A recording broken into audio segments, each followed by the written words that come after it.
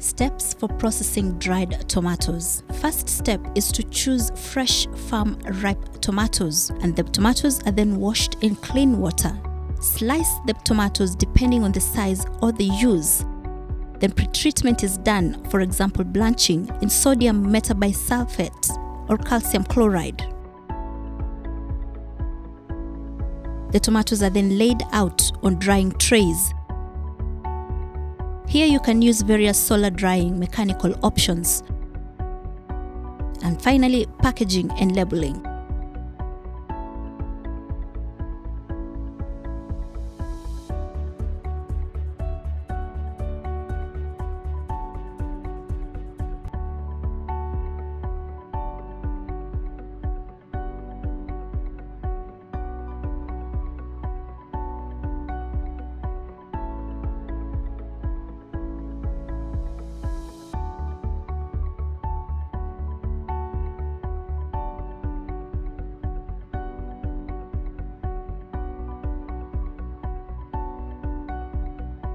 Tomatoes is grown virtually in every county.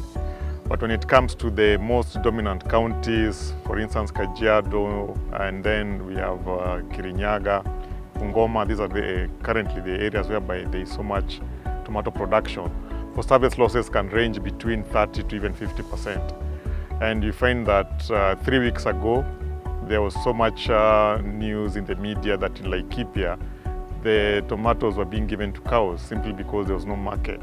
So you find in such areas it can go to as much as 100%. We find that the only way farmers can protect themselves, considering that tomato is a perishable crop, is adding value or converting it into a shelf-stable product.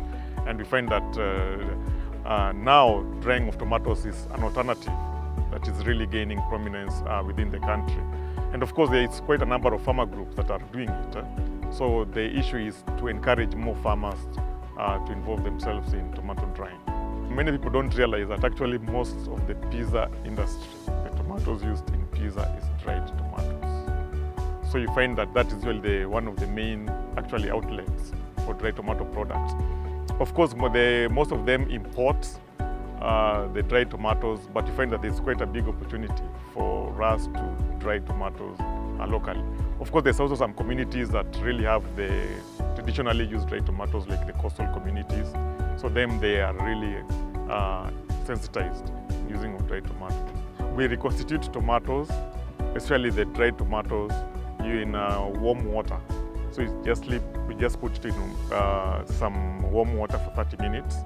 And then, of course, that water can easily be used again in the soup. You don't really dispose it off.